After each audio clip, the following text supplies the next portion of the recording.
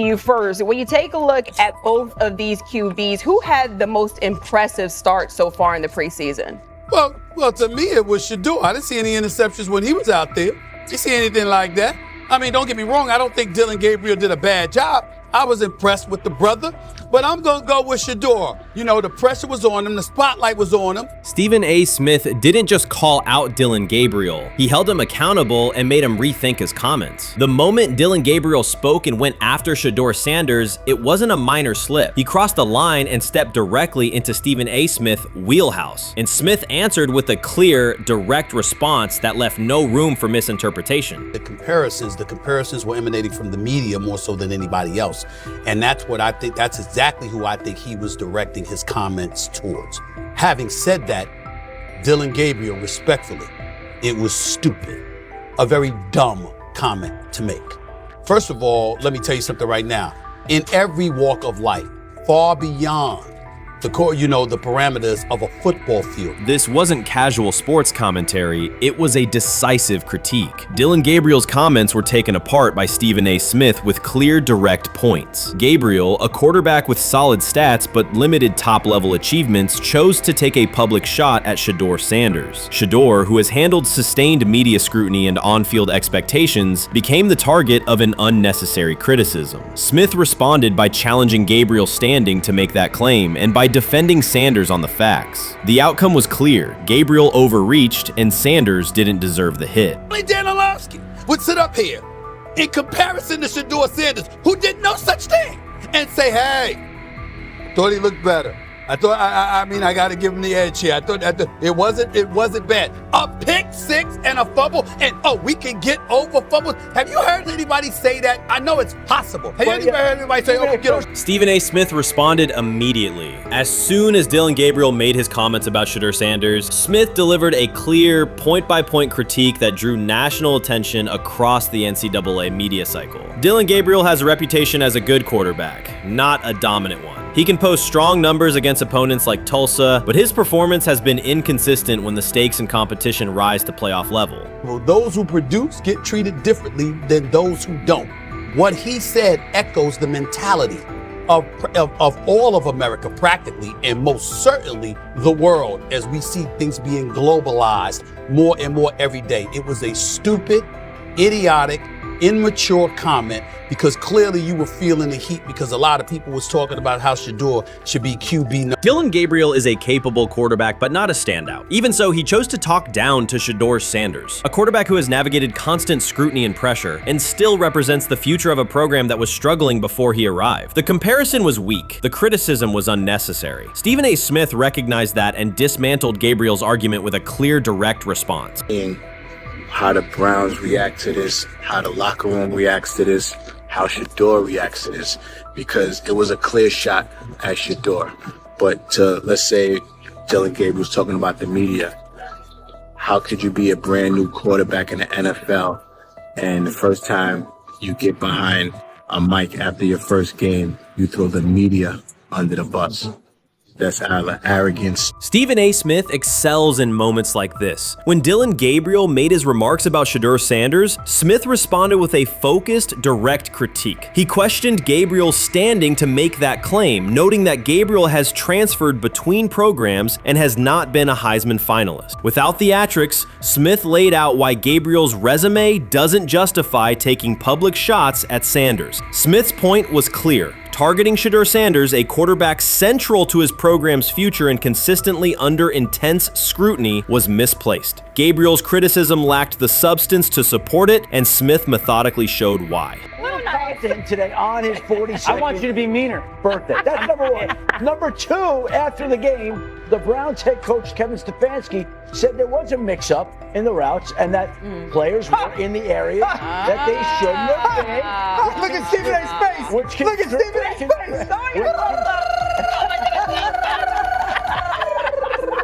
Look at Stephen A. Oh my Lord. The strength of Stephen A. Smith's response was that he didn't just address Gabriel's remarks. He challenged the image around him. Dillon Gabriel often presents himself as an overlooked contender ready to surprise. But the reality is that his profile hasn't commanded broad attention. It's a clear reminder that not every opinion carries equal weight. In defending Shedeur Sanders, Stephen A. was direct and precise. Shedeur isn't just a quarterback. He is Deion Sanders' son, which subjects him to scrutiny far beyond anything Gabriel has faced. Even under that pressure, Shedeur has maintained his composure, shown confidence, and delivered in key moments that helped revive a program many had written off. Stupidity, all of it.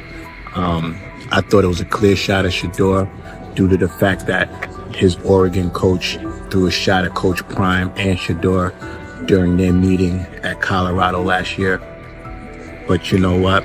The cream rises to the top. Let's see what happens this week. I see a lot of the media talking about they think it was about the media and not about Shedeur. And I think that's a chess move. For Dillon Gabriel to take shots at Shedeur Sanders was a miscalculation. Stephen A. Smith made the mismatch clear. Gabriel's attempt to shame Sanders was unnecessary and counterproductive. You don't target Deion Sanders' son when Deion has turned Colorado into primetime television. It underscored that Dillon Gabriel has often played with a chip on his shoulder because the spotlight hasn't followed him. He has been around long enough to compile numbers but not to earn broad respect. That's why going after Shedeur was misguided. Sanders, despite ups and downs, drives headlines. Gabriel's most notable headlines have been his transfers. Stephen A. Smith pressed that point without hesitation, challenging Gabriel's standing and leaving his argument looking like a forced throw that turns into a pick six. You know what? Still needs to thank me a little bit more for that restaurant I treated him and his family to, because it was big time, and stop embarrassing me by going places and trying to use coupons. That's how pathetic he is. The point is that a pick six and a fumble is usually considered a bad day. Stephen A. Smith didn't need to raise his voice to make the point. He presented Dillon Gabriel as a player whose talk outpaces his resume and defended Shedeur Sanders with clear comparisons. That's why he called Gabriel out so directly. The comparison wasn't just unfair, it was forced. Now look at Gabriel's record. The numbers are solid and he can win against average defenses, but the resume lacks defining markers. There's no sustained Heisman contention, no late season surge that reshaped the national picture, and no postseason moment that cements a legacy. The track record reflects steady production, not top-tier impact. That's the gap Smith underscored. Gabriel's criticism of Shedeur Sanders wasn't supported by what he has accomplished, while Sanders continues to carry a program under constant scrutiny. Let's see some of them step up and make some plays out there. Ain't no way. Gabriel Ain't no way. He's not built like that. No way. And this one is picked off and going back the other way. Oh my God, why did he stop playing? Now it's a foot race. And that is that. They told me bust out my AP, perfect timing. H-shot, we about to get legendary. Shedeur start the next game, baby. Shout out Dillon though, you know what I'm saying? Bro, I love you, my heart. What am I bigger than cheese, bro? You know what I'm saying? But Shedeur got it. Shedeur Sanders is a national brand who draws viewers for both performance and result. Dillon Gabriel's attempt to diminish him read as resentment. And Stephen A. Smith called out the insecurity and lack of awareness directly. Colorado under Deion Sanders is prime time, and Shedeur sits at the center of that spotlight. If Gabriel expected the sports world to agree while he took a shot at Shedeur, he misread the moment. Smith dismantled the argument and questioned the credibility behind it. Gabriel will move on. He'll keep playing, give interviews, and have fans, but this exchange will trail his media profile as a reminder of a misstep. It's a clear example of a resume that doesn't justify taking public aim at a quarterback carrying that level of scrutiny and responsibility. For the Cleveland Browns preseason game today is that the way that some white folks watched Shedeur Sanders last week is the way that some black folks were watching Dillon Gabriel today. And it's not Dillon Gabriel for Dillon Gabriel's sake. Most folks don't have a problem with Dillon Gabriel. It's what he represents, which is the disrespect of a black person for no other apparent reason than they are a confident black person. Dillon Gabriel thought he was aiming up. Instead, he was placed back among quarterbacks who are good but not great. Stephen A. Smith made the central point. Dillon Gabriel doesn't shape the conversation. Sports are about narrative as much as numbers, and Gabriel's story doesn't move the culture, while Shedeur Sanders does. Smith highlighted that contrast clearly. By the end, Gabriel's credibility had taken a measurable hit. The critique was decisive and sent a broader message to any player considering public shots at Shedeur Sanders. If you step into that debate, you will be held to a higher standard and your resume will be tested. Dillon Gabriel learned that the hard way. You you made an interesting point. So I tend to have the drip, drip, drip. This was my Johnny Manziel theory, is that everybody makes mistakes, especially when you're young. But if I see 2, 3, 4, 5, then you've got a plumbing issue. It's not just you didn't close the faucet. So there's about 6 pieces of video in college where Shedeur was a little bit of a brat, whatever. Then there's the legendary cringy draft room. Didn't love that as a B prospect. Then there's back-to-back speeding tickets, both over 90, and a missed arraignment. The NFL is navigating unexpected headlines after a former Browns coach publicly defended Shedeur Sanders in response to reports of multiple speeding tickets. The coach's statement has sparked extensive online debate. Supporters welcome the show of loyalty, while critics question the motive. Sanders now finds himself at the center of an unforeseen controversy, and observers want to know why a Cleveland coach is standing so firmly in his corner. The story is developing rapidly and continues to draw intense attention. When it came out that he got a speeding ticket, I said it's not really that big a deal. I feel very differently about it now. Over 40 miles an hour over the speed limit, less than 2 weeks after you just got a ticket. I don't know if that's entitlement or immaturity. There's got to be some teams that are feeling very good right now that they didn't draft him. Observers are focusing on Shedeur Sanders' recent speeding ticket, treating the violation as a measure of his character and sidelining his athletic, academic, and philanthropic accomplishments. The incident, driving 15 miles per hour over the limit in a borrowed Lamborghini, has drawn sharp criticism. In response, a former Cleveland Browns coach has taken the opportunity to comment, even though the franchise is widely viewed as unstable due to its frequent coaching changes and limited on-field success. By defending Sanders, he presents himself as an authority on discipline and leadership. The statement, coming from an organization seldom praised for stability, has nonetheless attracted considerable attention across the league. You want to defend him a little bit. I thought this was an interesting take. Yeah, I thought it was really interesting that you said you were out because of the speeding tickets. To me, that's such a minor thing. You were so high on him in terms of his completion percentage in OTAs, and I thought that was a little aggressive on your part. But with the speeding tickets, I got a speeding ticket the first night of the draft, my first year there. I thought maybe I'd get the benefit of the doubt, but they gave it to me anyways. As soon as the former Browns coach defended Shedeur Sanders, social media erupted with commentary, resembling the volume of draft night coverage. Posts and opinions appeared within minutes, and criticism escalated rapidly. Detractors amplified Sanders' minor speeding violation, while supporters argued that such reactions were disproportionate to a single traffic citation. Shedeur Sanders received 2 speeding citations, and the minor traffic issue quickly drew national attention. Before considering the former Browns coach's response, it is useful to clarify the facts. Sanders, son of Pro Football Hall of Famer Deion Sanders and a current college quarterback, was twice ticketed for exceeding the limit while driving a high-performance vehicle. Commentary on social media escalated rapidly, with critics framing the incident as a significant character concern, even as the league has historically tolerated far more serious legal transgressions. Stepping into the debate, a former Cleveland Browns coach, best known for a tenure filled with losses and contested decisions, issued a strong public defense. He argued that 2 speeding tickets should not define Sanders' reputation or overshadow his on-field talent and community work, urging a balanced assessment of the player's actions. I don't love it from a 5th-round draft pick. I don't love that it happened multiple times, but I do think that this is the first time he's been away from his dad, and there's gonna be some growing pains now. Would I sell my stock on it like you are? Not because of a couple speeding tickets, especially in light of the problems that Brown's quarterback room has had to deal with legally in the last few years. I mean, this is nothing. The debate quickly shifted from 2 speeding citations to broader claims about integrity, growth, and leadership. The former Browns coach framed the infractions as moments for personal development and urged observers to view them in context. Critics responded forcefully. Some called for disciplinary action, others questioned Deion Sanders' parenting, and a few sought to discredit the coach himself, despite his professional record already being widely analyzed across the league. The reaction underscores an apparent inconsistency in public standards. Fans often overlook on-field confrontations, heated sideline arguments, and other significant controversies, yet they treated Sanders' routine traffic offenses, speeding without evidence of reckless endangerment, as indicators of serious character flaws. If such minor violations were adopted as the primary measure of morality in professional football, many players would face similar criticism.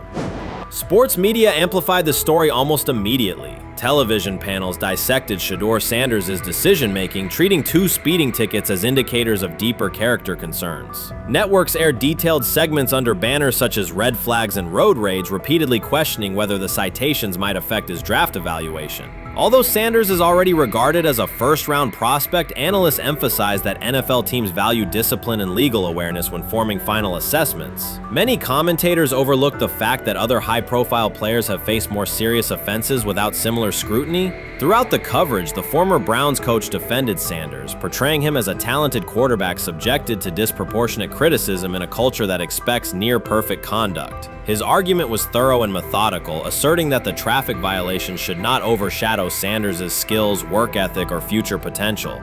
Commentators point out that the coach's intervention was not entirely selfless. He recognized the publicity potential. One day he was an overlooked figure from a struggling Browns era, the next he was a trending name across sports media. The discussion quickly expanded beyond Sanders' speeding citations to questions of image management and narrative control. Critics demanded disciplinary measures, public apologies, team sanctions, and formal statements, yet their objections seemed directed less at the traffic infractions themselves and more at Sanders' high profile, confidence, and resistance to traditional expectations. In practical terms, Sanders' brand remains intact. The coach secures renewed relevance, and the episode supplies another headline in the ongoing story of modern football. The next time Sanders is seen in a high-performance car, the debate will likely reignite, focused not on speed limits, but on the broader culture of the league. Meanwhile, new voices continue to join the conversation. Broadcaster Colin Cowherd has already weighed in, offering his own reassessment of the incident and its broader implications. Breaking news, Shedeur Sanders last night was pulled over going 100 miles per hour. All right, he clocked 101, 41 miles an hour over the speed limit in Cleveland. He will have the opportunity to fight the ticket in court. Now, I'm not exactly sure where he was pulled over, whether or not that it was in Ohio or whether or not that it was in his home state. But typically when you're going 40 over, that's flirting with the line of reckless driving. Folks, I gotta tell you, I don't understand what it is with these young men driving at absurd speed. Colin Cowherd's view of Shedeur Sanders shifted abruptly. Days after praising the quarterback's poise and skill, he appeared on air to declare that Sanders is overhyped, unfocused, and distracted by celebrity. The reversal was immediate, without any gradual reconsideration. Cowherd now frames Sanders' 2 speeding tickets as evidence of poor judgment, even though he has defended other quarterbacks facing far more serious off-field issues. The sudden, wholesale withdrawal of support leaves viewers questioning the consistency of Cowherd's criteria and illustrates how quickly media narratives can change when minor incidents receive outsized attention. This is Okay. nothing. Okay. How much of this is, Jimmy Haslam has his hands all over Manziel, has his hands all over Deshaun Watson, admitted it, man enough to admit it. I saw the reaction in the draft room when they took Shedeur Sanders. It's pretty obvious it wasn't the coach and the GM's pick. How much is this team has 8 last place finishes in 13 years owning it. How much of this is we don't have a very good owner here like Washington, D.C. and the Commanders? Yeah, I didn't love the owner stepping in and saying, hey, you got to take this guy in the 5th round. And I doubt they'll ever admit to it. While Colin Cowherd urged teams to move on from Shedeur Sanders, former Browns coach Eric Mangini offered a more measured response. Mangini, whose tenure in Cleveland was marked by mixed results, used his platform to provide context rather than condemnation. Instead of sensationalizing the speeding violations, he encouraged viewers to consider Sanders' circumstances. A 21-year-old quarterback whose life is scrutinized both on and off the field. Mangini acknowledged that the tickets were mistakes, but emphasized that they do not by themselves define Sanders' character or future. He noted the extraordinary attention athletes received today, combining the responsibilities of quarterback, public figure, and social media presence. Under such pressure, missteps are magnified, and criticism multiplies quickly. Mangini concluded that any evaluation of Sanders should weigh the totality of his behavior, performance, and growth, rather than isolate 2 traffic citations as decisive evidence of poor judgment. He lied to us all when he said that this was going to be an open competition, a 4-man open competition when it comes to the QB situation up there in Cleveland,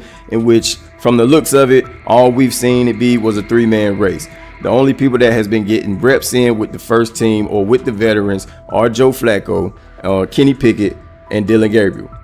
We've never seen my boy Shedeur Sanders get a chance to get in. Even with him doing the things that he has been doing up there, he has yet to get in with the... Shedeur Sanders was caught off guard by Coach Kevin Stefanski's recent remarks, which have sparked talk of bringing in another starting quarterback. Commentators are debating whether Stefanski's comments reflect eroding confidence in Sanders or a brief lapse in judgment, but the rookie now faces intensified scrutiny over his role. The Browns, we got an analyst that says that Shedeur Sanders should have some kind of a ban? Banishment of some kind? Come again?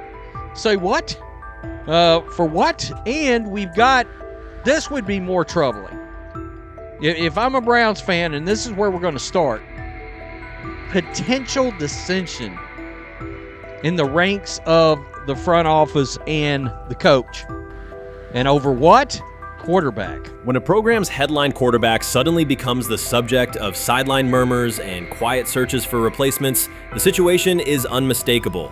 It's a breach of trust. Shedeur Sanders, the passer who put Colorado back in national conversations with his production and profile, has just received a clear message that his job security is in question. Coach Kevin, the assistant previously considered to be in Sanders' corner, made remarks that ignited speculation about changing quarterbacks. Fans, analysts, and even Deion Sanders are now reassessing the team's unity and its true plan for the position. The comment was no accident. It was a deliberate signal that the staff may soon elevate a backup. For perspective, Shedeur Sanders did not step into ideal conditions last season. He was sacked so often that Colorado could have dedicated a locker to every opposing edge rusher who reached him. Could I possibly go to bat for Kevin Stefanski as a great head coach? No, I couldn't.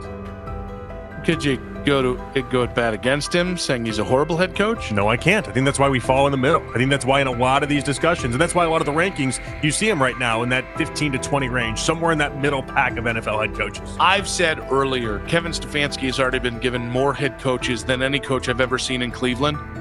Starting with the decision to move on from Baker and him clearly still having another level to get to in Tampa. Last season, Shedeur Sanders often had to operate behind an offensive line that provided minimal protection, yet he still delivered precise throws and critical drives. At times, he seemed to be carrying a struggling roster almost on his own. Despite the constant pressure, he never complained, never threatened to transfer, and never acted entitled. He remained with Colorado because he trusted the program, trusted his father, and believed in the team's larger mission. That loyalty is why Coach Kevin Stefanski's recent statement that the quarterback competition is wide open struck so sharply. The remark implies that Sanders' starting role is insecure, as though the player who absorbed countless hits while holding the offense together is simply another name competing with walk-ons and first-year athletes who are still learning the cadence. This goes beyond ordinary coach language about fostering competition. It introduces genuine uncertainty about the staff's confidence in Sanders and invites speculation that Colorado is actively assessing outside options through the transfer portal. By characterizing the position as vacant, Stefanski has planted seeds of doubt that could quickly evolve into rumors and undermine the stability of the locker room. I'm sorry, but when it comes to quarterback, I'm gonna defer to my head coach, generally speaking, especially one with Stefanski's track record and how he's viewed across the league. So this is interesting because it tells you Kevin Stefanski's not a Shedeur Sanders guy. And it also tells us who made these picks. Exactly. The Cleveland Browns made a rather awkward decision in the NFL draft, opting to take quarterback Dylan Gabriel in the 3rd round well before he was expected to fly off the board. Then 2 rounds later, the Browns took fellow quarterback Shedeur Sanders. So what exactly is going on? Discussion has begun about whether Colorado is actively evaluating another quarterback and preparing for life after Shedeur Sanders. Analysts are debating whether Coach Kevin's move is calculated strategy or a misstep that jeopardizes team stability. Sanders remains a top NFL prospect, Deion Sanders' son, and the program's public face. His highlights dominate social media and his jerseys outsell the team's victories. Yet he is once again being asked to reaffirm his position. The issue is more than routine roster management. It intersects with the family dynamics that shape the program. By portraying the quarterback job as open, Coach Kevin signals to both Shedeur and Dion that the staff is willing to move on despite Sanders' stature. For Shedeur, sitting through film sessions while hearing talk of potential replacements adds an unwelcome layer of uncertainty to an otherwise proven resume. The decision may reflect a desire for a quarterback with a different profile, perhaps someone more mobile and system-oriented, rather than a dismissal of Sanders' accomplishments. You can't fire the owner because he can't fire himself. Yeah, someone's head's going to roll, unfortunately, in this situation. It's probably Stefanski and Barry. I saw on The Athletic. I don't think that's fair, by the way. Stefanski, that part.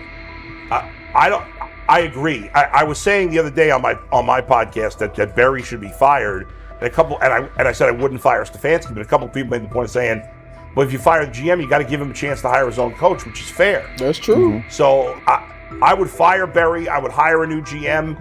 If that GM thinks Kevin Stefanski's a good coach, wants to stick with him. Right. The situation in Cleveland has escalated with the NFL. Sources indicate GM Andrew Barry is prepared to move on from head coach Kevin Stefanski if he refuses to elevate Shedeur Sanders. The Browns are weighing a major quarterback change. Leadership appears to be aligning behind Sanders and pushing for immediate action. This is a high-stakes decision about control and the team's direction. I think it's unfair for me to comment in I guess, maybe on behalf of the industry. All I can say is this, the time that we spent with Shedeur, and what he's done throughout his college career is impressive. He's an impressive young man. He's a really good quarterback. Sometimes, fit comes into play. And I'd also say this, there are 4 more rounds of the draft. And then maybe lastly, it's less about where you get picked and what you do after you get picked. That's really the most important thing. Getting to know him over the course of the spring, he has a ton of resolve. Andrew Barry appears to be at a breaking point. Pressure from fans and within the organization to play Shedeur Sanders is intensifying. Barry is pushing for a move towards Sanders, while head coach Kevin Stefanski remains cautious about altering the depth chart. The divide is clear. One side wants acceleration, the other a measured rollout. The organization is under heavy scrutiny, and the focus has shifted to when, not if, Sanders sees the field. Has the 4th highest odds of any head coach this season to be fired. He's clearly on the hot seat. It's been a discussion for really a couple years now, dating back to last season's 3-win season. And he's always had kind of hot and cold seasons. And now the sports books are saying he's 4th on the list. Number 1 is Mike McDaniel of the Miami Dolphins, Brian Dable of the Giants at 2, Shane Steichen at 3, and there is Kevin Stefanski plus 650 to be fired. This has moved beyond tension to outright stubbornness. Rather than elevating Shedeur Sanders, the staff has chosen Dillon Gabriel. The current depth chart looks less like a forward plan and more like resistance to change. Fans have been clear about who they expect to see, yet the organization keeps delaying. Every week without a real evaluation of Sanders slows development and blurs accountability. Cleveland is choosing a conservative approach when a decisive decision is needed, sending a message of uncertainty to both the locker room and the city. Now being the 3rd-string quarterback for the Cleveland Browns, was that so much was made out of unbelievable. He actually made the team as the 3rd-string quarterback. Like that was a big deal. Like that was somewhat of a surprise to a lot of people. He should have been the first pick in the draft. Kevin Stefanski appears to be doubling down to validate his approach. Despite sustained demand from Browns fans to see Shedeur Sanders reflected in chants, merchandise, and constant discussion, he continues to keep Dillon Gabriel in front on the depth chart. The decision functions as an assertion of control rather than a response to momentum. Even with clear signals from the fan base, Stefanski is staying with Gabriel and delaying a full evaluation of Sanders. It is a deliberate choice to maintain his plan and pacing, not to accelerate change. Cleveland is prioritizing continuity over recalibration, keeping any transition to Sanders on hold. But yeah, the Browns are in a tough spot. They have wasted. You traded a ton of high draft capital to get Deshaun Watson. You've gotten nothing out of Deshaun Watson and missed an opportunity. Like, who knows who they would have drafted? Now, maybe they would have screwed up those picks and the Browns would still be in bad shape.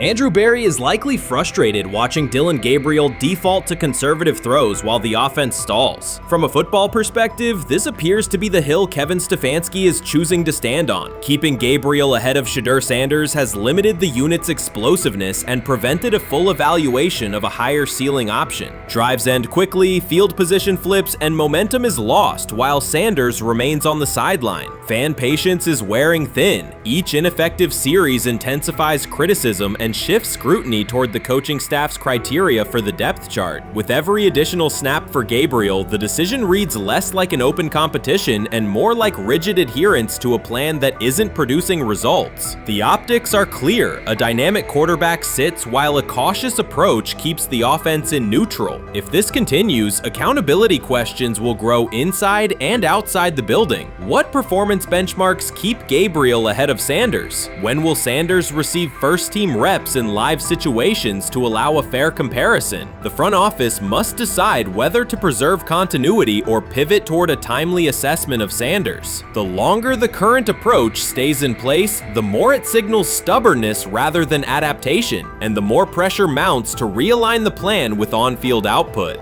I honestly see it happening if the Browns lose a bunch of games. Like if they get 5 wins or less, I see the report coming out now that Stefanski will be fired. I don't want it to happen. I want the Browns to be good, win a bunch of games. I think that they're going to be a team that is slept on and can at least get 7 wins, which is why if they don't, I see Stefanski getting all the blame for that, and there'll be a new coach in Cleveland. Because their players, to me, are there once again.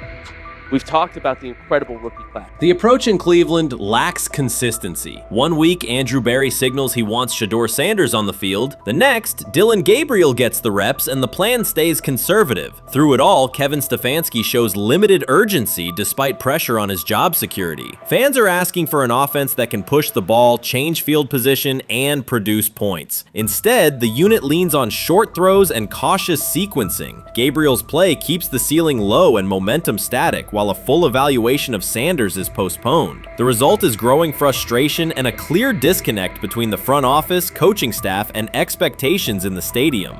The NFL tried to teach him and his father a lesson. You don't act like that. You don't talk like that before a draft. We'll show you how our game is played. We will watch you plummet all the way. I think he would have gone undrafted except for that owner in Cleveland. And he is the key to everything because he is something of an against the grain maverick owner. He's kind of a wannabe Jerry. Fan speculation is growing. Some believe Kevin Stefanski lacks confidence in Shedeur Sanders. Others think he's prioritizing Dillon Gabriel for reasons unrelated to performance. A more extreme view claims Stefanski is manipulating outcomes to secure a buyout. Whatever the motive, the risk is clear. This approach is straining his relationship with GM Andrew Berry and alienating the fan base. Pressure is rising, Berry's patience is running out, and supporters have shifted from requests to demands. If the current plan continues, calls for a change in quarterback and accountability will intensify. How you feeling? I'm getting there. You see what I got on, right? That's why I was asking how you help for it. Yeah, I'm getting there. See? Brian, what did they have to? I had blood clots. Okay. And they amputated, But I work with it. Man. Yeah, I'm amputated. So I get that work done a couple times a day. Keep the blood circulating, blood flowing, but it's a new normal. And the best thing about here, we have a whole medical team on the second floor. Right. We have a whole medical floor, which is great. Deion Sanders is shaken, this time not by a hit on the field. In a sudden turn, Ryan Clark has uncovered a serious plot affecting Shedeur Sanders' NFL draft status, and the disclosure is reverberating across the sports community. What once looked like a simple scheduling delay may actually be a calculated effort to undermine Deion's son. The facts suggest intentional sabotage, a breach of trust, and repercussions that could be far-reaching. This is no routine football headline. It is personal, and Coach Prime did not see it coming. The sports world loves to celebrate underdogs, yet it often takes even greater pleasure in tearing down rising stars. Deion Sanders is witnessing that cycle now, not from the sidelines as Coach Prime, but as a father. The lights in Boulder remain bright, the cameras keep rolling, and Sanders still wears his gold watches, sunglasses, and natural swagger. Still, behind that familiar smile is a man carrying deep pain as criticism aimed at his son mounts daily. How much of that is opening press conference saying, okay, we are family, saying that he was sent to do certain things? Do you feel like people got attached to that, or it just was the fact that prime time is at Jackson State? It's prime time. If my son plays cornerback, I want him to be around, in my opinion, the best cornerback ever to touch the field. That's right. If my son played DN, I'd have to talk to you and tell me who's coaching the DNs. That's but right. I was sending my son to play for prime. His pain does not come from critics or losses, but from watching his son, Shedeur Sanders, get pulled into a system where politics outweigh performance. By every metric, arm strength, accuracy, field vision, Shedeur belonged in the top 3 of any NFL mock draft. Defensive coordinators who tried to unsettle him know he never flinches. He owns the unteachable leadership trait that turns strong prospects into franchise cornerstones. Then the narrative shifted. Draft boards that once placed him 2nd or 3rd slid him to 5th, then 12th, and eventually out of the 1st round on some lists. Analysts grew cautious, executives became vague. The statistics stayed strong, and the game film still proved his ability, yet the buzz evaporated. The abrupt silence felt deliberate and wrong. Former NFL safety and respected analyst Ryan Clark then delivered an unfiltered disclosure, not on a scheduled TV segment, but in an unscripted comment. He stated plainly that influential figures inside the league were not overlooking Shedeur Sanders. They were actively holding him back. The motive, Clark said, was political, and the real target was Deion Sanders, Hall of Famer, architect of Jackson State's resurgence, and the coach who turned a 1-11 Colorado program into a national headline. Deion's refusal to conform, wearing sunglasses indoors, dancing with players, speaking candidly, challenged an establishment that favors predictable images and rehearsed statements. According to Clark, that resistance to tradition was not forgotten. When Shedeur displayed the same mix of talent and confidence, concern spread through front offices and media circles. Questions about leadership style and attitude surfaced. Coded language for discomfort with a quarterback who mirrors his outspoken father. Clark's point was clear. The issue is not Shedeur's performance. If he had posted identical numbers at Ohio State or Alabama, endorsements and media specials would follow. Instead, interest cooled, because the Sanders family embodies a self-made identity the league cannot easily manage. Their visible pride and independent brand challenge a system that prizes control. And that threat, not football ability, is what Clark believes is suppressing Shedeur's draft stock.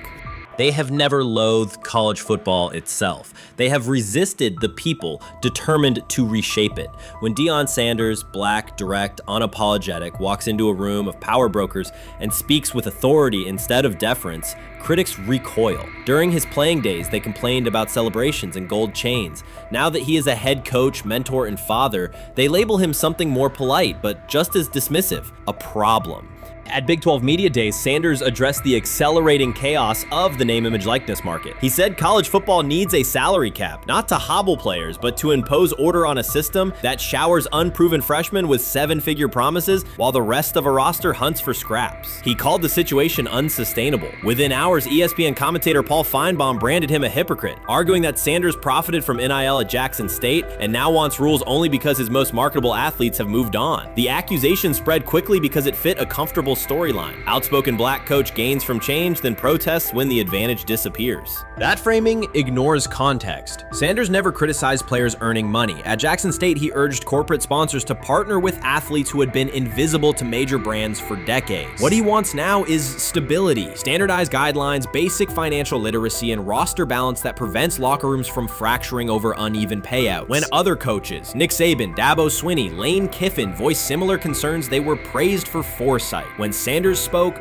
the tone shifted to suspicion. The difference is not the message, it is the messenger. Feinbaum's response followed a familiar script. When black leaders question the structure of the sport, their motives are interrogated, their credibility attacked, and their competence doubted. He did not level the same charge at Jimbo Fisher when Fisher complained that NIL disturbed recruiting. He stayed silent when Kiffin lamented the transfer portal. But Sanders, who raised enrollment and television ratings at Jackson State, brought unprecedented attention to Colorado in one season and consistently mentors players beyond football, was called opportunistic. Feinbaum dismissed the cultural impact Sanders created, the exposure for historically black colleges, the draft picks developed, the infrastructure improved, reducing his work to a marketing stunt dependent on star sons Shedeur and Shiloh or two-way standout Travis Hunter. Sanders did not retaliate. He returned to practice, media obligations, and recruiting. His confidence is rooted in faith and in the responsibility he feels toward young athletes whose lives will extend decades beyond their highlight clips. When he asks for NIL boundaries, he is thinking about freshmen handed large sums without guidance,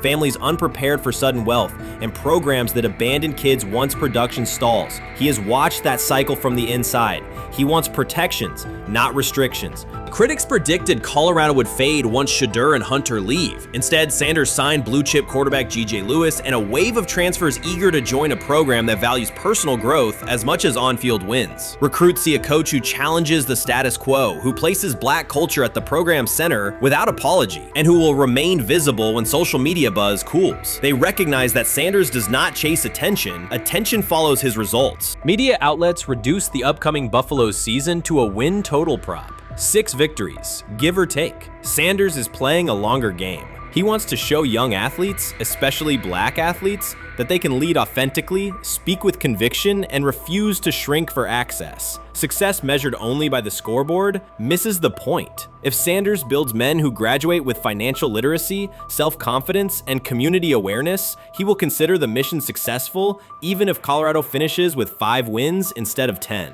None of that registers with commentators invested in an older hierarchy. For them, leadership should remain predictable, reserved posture, muted tone, minimal cultural expression. Sanders contradicts that image. The possibility that his methods could spread to other coaches, to other programs, threatens a model that has kept decision-making and revenue streams concentrated for generations. So the debate is not about hypocrisy or payroll ceilings. It is about control of the narrative and who is deemed qualified to write it. Sanders refuses to surrender that authority. He knows order is necessary. He also knows whose voices have been ignored whenever real reform is discussed. By speaking plainly, he forces television panels, athletic directors, and conference commissioners to confront issues they would rather defer: financial education, equitable resource distribution, and consistent national standards. Whether Colorado exceeds betting lines this fall will not change the trajectory Sanders has already set. He made Boulder relevant, energized recruiting beyond traditional power corridors, and broadened college football's cultural reach. That influence will persist long after social media debates cool. If his call for NIL structure eventually becomes policy, as the NCAA and Congress now contemplate, Feinbaum's soundbite will fade, while Sanders' imprint endures. In the end, accusations of hypocrisy say more about the accuser than the coach. Sanders has remained consistent: empower athletes, hold adults accountable, and inject stability before unchecked money corrodes the locker room. The people who stand to lose clout in that environment prefer the chaos they can manipulate. Sanders prefers a system that nurtures the players who make the sport worth watching. His advocacy is rooted in experience, not self-interest, and his critics will have to decide whether to engage with that reality or keep shouting from the sidelines.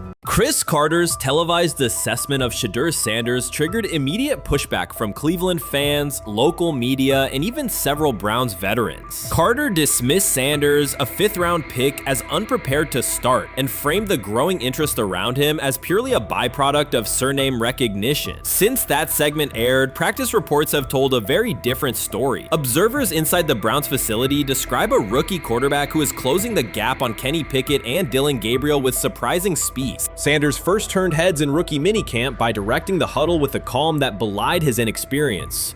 Position coaches reported that he rarely repeated mental errors during installation periods, a trait they rank highly when grading young quarterbacks. In organized team activities, he showed consistent timing on intermediate routes, kept turnover numbers low in 7-on-7 periods, and demonstrated early command of Kevin Stefanski's protection calls. That steady execution earned him a handful of first-team snaps, reps that would ordinarily have belonged to Pickett by default. By mandatory minicamp, the rotation had shifted again. Practice notes from beat reporters detail the rise in Sanders' workload each day. Red zone series against the starting defense, 2-minute drills, and full field scrimmage possessions in which he checked out of called plays when fronts dictated it. Mary Kay Cabot, initially skeptical Sanders would challenge for game day snaps in 2025, wrote after consecutive sessions in mid-June that his footwork, release speed, and pocket management had, quote, meaningfully tightened since rookie camp. Her tone marked a clear departure from early spring projections that labeled Sanders a long-term developmental project. The broader quarterback context in Cleveland magnifies that progress. Deshaun Watson's availability and form remain uncertain after 2 injury-interrupted seasons, while Pickett's transition from Pittsburgh has been uneven. Dillon Gabriel's arm strength is evident, but coaches continue to stress hesitation in his full-field reads.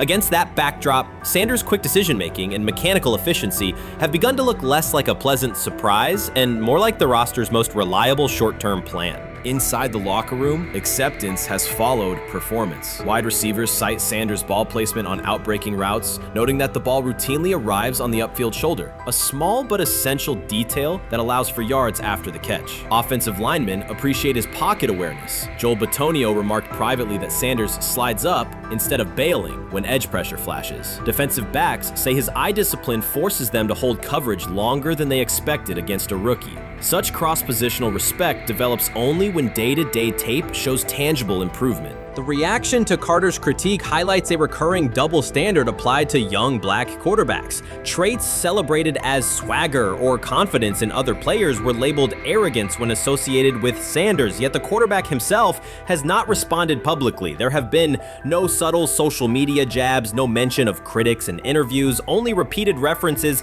to competing for every rep and learning from veterans. That measured approach, combined with hard evidence from practice, has softened earlier doubts among coaches who prioritize demeanor as much as arm talent.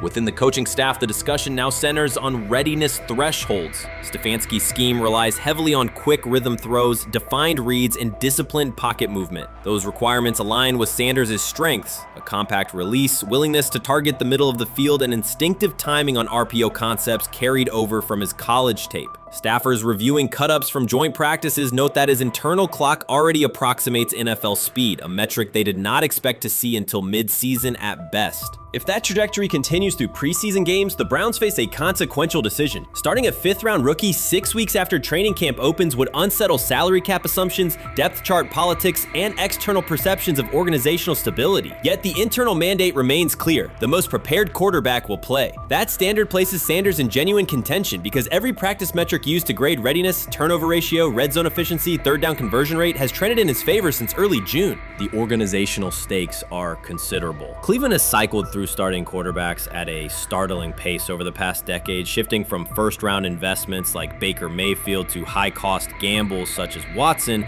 each move packaged as the long-awaited solution. A rookie chosen outside the first 100 picks ascending to the top of the depth chart would challenge long-held league assumptions about draft pedigree and opportunity. It would also validate the evaluation philosophy that prioritized Sanders' intangibles: processing speed, leadership presence, over conventional arm strength thresholds that pushed him down the draft board. Carter's televised remarks now sit awkwardly alongside daily updates from Berea. His critique relied on pre-draft labels and the presumption that a late-round passer with a famous father would need a redshirt year. Practice film contradicts that stance. Sanders checks protections at the line, manipulates safeties with shoulder fakes, and has reduced turnover-worthy throws and full-speed sessions to single digits. Statistics normally cited for veteran backups, not rookies. The longer that evidence accumulates, the more Carter's comments appear rooted in legacy bias rather than objective performance review. None of this guarantees Sanders will open the season under center. Preseason defenses test quarterbacks in ways practice cannot.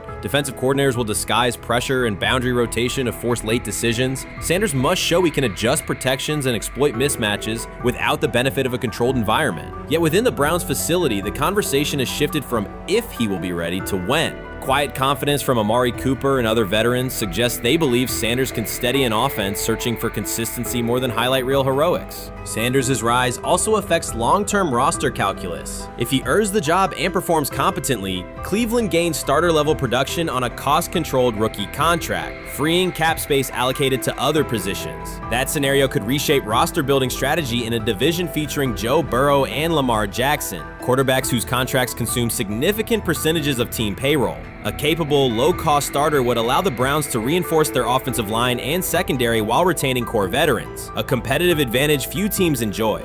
For now, the focal point remains daily improvement. Sanders continues to arrive before sunrise, reviewing the previous day's install with the quarterback coach, then staying after practice to throw on-air routes with receivers low on the depth chart. Coaches track those habits closely because consistent routine underpins performance when adversity strikes in live games. Each incremental gain strengthens the argument that readiness depends on preparation and aptitude, not draft slot. Carter's segment reminded the league how quickly assessments can become outdated when they lean on perception over evidence. Sanders' steady climb up the depth chart underscores the counterpoint. In the NFL, tape is the final arbiter. Should Sanders translate practice efficiency to preseason success? The Browns may discover that the solution to their long-standing quarterback riddle arrived quietly in the 5th round, carrying little more than confidence and a willingness to work. Shedeur Sanders doesn't ask for excuses. He hasn't blamed limited reps, patched together receiver groups, or 4th-string offensive linemen struggling against Cleveland's second-team defense. He shows up, works, and demonstrates why he belongs. On day 3 of Browns training camp, for the first time since OTAs, he finally received something close to a fair opportunity. He lined up with the 2nd unit during an 11-on-11 period and made the most of it. In 8 plays, he did what he typically does when given a chance. He executed. He went 2 for 2 on a quick series, finishing with a decisive throw to tight end Blake Whiteheart that immediately caught the sideline's attention. There was no hesitation in his drop, no unsettled feet, and no panic. Just firm, accurate timing and clean operation. It raised an obvious question. What has taken so long for the Browns to evaluate him with a functional group? The story isn't only about one throw, it's about the delay before it. Sanders has been the guy for most of his football life, commanding high school programs, starring in the Southwestern Athletic Conference at Jackson State, then operating under national attention at Colorado. For the first time, he's been told to wait. He has treated that reality as part of the job rather than a setback. He has prepared like a professional since the moment he arrived, and on the 3rd day of camp in heavy heat, he let the football represent his case. While coverage focused on the veteran presence of Kenny Pickett and Joe Flacco, Sanders made an impression with minimal volume. The difference with the second team was immediate. Protection held up, routes were on schedule, and progressions unfolded as designed. Within that structure, he looked like the quarterback who led efficient offenses at Jackson State and Colorado. Calm in the pocket, decisive in his reads, and accurate to tight windows. This was not simply a good practice period, it was a clear statement. He was not just operating the script, he was directing it. The timing was sharp, the reads were clean, and the seam throw to Whiteheart was a high-level anticipation throw, professional in placement and pace. The narrative around Sanders should reflect that when he is placed in a workable situation, his strengths are visible. Early work with 4th unit personnel included protection issues and unreliable spacing. With the 2nd unit, those variables stabilized and his work looked consistent with his resume. The performance supported a straightforward conclusion. The evaluation should move forward with higher quality reps. Sanders has been explicit about his approach. He does not request special treatment. He intends to be prepared so that when an opportunity appears, he can step in without a drop-off. He has said he wants to be ready for anything and not offer explanations after the fact. That mindset fits what teammates and coaches have observed. A quarterback focused on the assignment, not the conversation around it.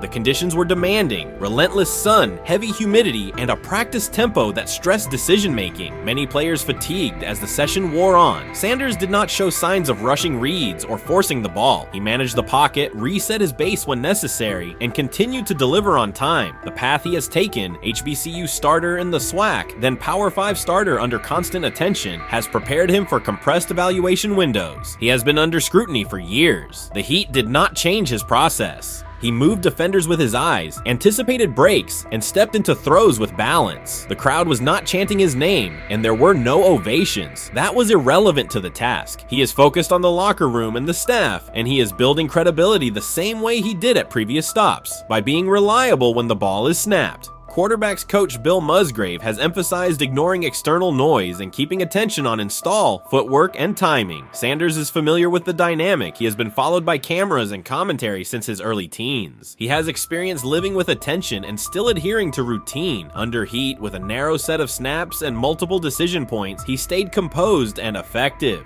2 speeding citations, 91 miles per hour in Brunswick and 101 miles per hour in Strongsville, became national items. General Manager Andrew Barry characterized the decisions as not smart and stressed that it's not only about driving fast, but about the safety of others. Sanders accepted responsibility, stated that he learned from the incidents, and said he would follow the rules. The attention to those citations did not alter his daily schedule or his practice preparation. He arrived early, stayed engaged, and kept the discussion centered on work. Away from the field, he spent time at Rainbow Terrace in Cleveland after a significant apartment fire, distributing supplies and checking on families affected by the incident. There was no formal media rollout around the visit. It was an instance of direct engagement with the community without publicity attached to it. That reflects the same approach he shows inside the building. Do the work first. Sanders treats each rep as if it might be his last for the day and his only chance to show a specific element on tape. He prepares for protections, cadence variations, route adjustments, and timing with a level of detail that compresses the learning curve. When he is not under center, he studies coverages from the sideline, charts plays, and reviews video before and after practice. He writes down the next day's calls so he can anticipate checks. He has reference using virtual simulation tools to replicate snaps he does not receive physically. That is not a passive stance, it is an active attempt to reduce the distance between classroom and field. He is building relationships across the roster, not just with projected starters. He communicates with defensive backs to understand what they see and how they react to certain stems. He spends time with offensive linemen to align on cadence and protection calls. He connects with newer players away from the facility so that communication improves in practice. That is practical leadership, consistent, low visibility work that becomes obvious when the ball is snapped and the operation is smooth. 3 days into camp, a central question remains. Why hasn't he taken a first-team rep? Flacco has seen work. Pickett has seen work. Dillon Gabriel has been cycled in. Sanders has remained behind all 3 on the depth chart while producing efficient periods when provided stable support. Head coach Kevin Stefanski has not publicly detailed the plan for distributing first-team snaps among the quarterbacks. When asked, Sanders answered that it is not his place to comment on rotation decisions. That response aligns with his day-to-day conduct, respectful, professional, and centered on the next assignment. The staff is managing a room with a Super Bowl MVP, a former first-round pick, multiple rookies, and a new set of combinations on the offensive line. That creates a set of decisions about exposure, pacing, and evaluation windows. Within that context, Sanders has presented a clear case for additional evaluation. He has shown he can execute the offense as designed when the variables are standard. Musgrave has a long-standing connection with the Sanders family through his time as a teammate of Deion Sanders in San Francisco. That familiarity supports direct communication. It does not guarantee anything about the depth chart, but it does help streamline teaching, feedback, and expectation setting. Inside the defensive back room, veterans such as Denzel Ward have provided perspective on timing, leverage, and eye discipline that Sanders has incorporated into his preparation.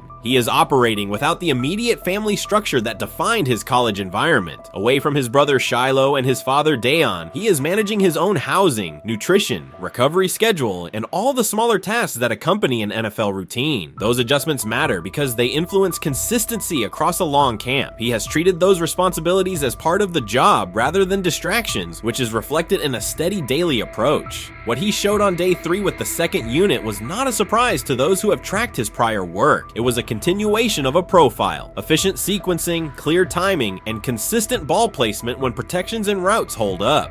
The 8-play period was short, but it was enough to reinforce the point. He doesn't need a large sample to demonstrate baseline operation. He needs a fair sample to test ceiling and adaptability. There is also the matter of perception. Public attention concentrated on the speeding tickets and the general manager's response. Less attention fell on the preparation, the efficient period with the second team, or the community engagement at Rainbow Terrace. That imbalance is common in training camp narratives. Sanders has handled it by keeping his answers simple and his focus on football. He has not tried to redirect the conversation. He has done his work and waited for additional reps. The objective next step is straightforward. Expand the evaluation with higher unit personnel and standard opponents. That does not require a complete reshuffling of the depth chart. It requires allocating a defined sequence of first-team snaps so that timing with starting receivers and protections with starting linemen can be measured on tape. The staff can then compare operation speed, accuracy under pressure, red zone decision-making, and 2-minute mechanics against the other quarterbacks. That is the most direct way to clarify the competition. None of this dismisses the experience or track records of the veterans in the room. It emphasizes that the purpose of camp is to test test assumptions with current performance. Sanders has provided enough evidence with the second unit to justify a broader look. He has shown that the pace of his feet matches the pace of his eyes, that he can hold safeties with his shoulders, and that he can drive intermediate throws without float. He has also shown discipline to take the clean completion rather than force the vertical shot when leverage dictates otherwise. Every day, he has addressed the controllable items, meetings, note-taking, install recall, cadence management, and post-practice review. He has not asked for public guarantees. He has asked for an opportunity to compete on comparable terms. The 8-play sequence with the second unit was a small but clear example of what he can do when those terms exist. The staff's communications have been measured. Stefanski has not laid out a schedule for first-team rotations publicly. Barry addressed the speeding incidents directly and emphasized standards for decision-making off the field. Sanders accepted the criticism, adjusted his behavior, and moved forward. Those are the relevant facts. What remains is a football evaluation that can only be completed by giving him snaps with the top group and measuring the results. If that evaluation occurs and he performs at the level he showed with the second unit, the conversation will shift from potential to placement. If it does not occur, the question will persist through camp. Why not test the full picture? Sanders has built a case based on preparation, poise, and execution. He has demonstrated leadership by building relationships across the roster. He has shown maturity in handling external issues directly and moving on. He has given the staff reasons on the field and in the building to continue the process.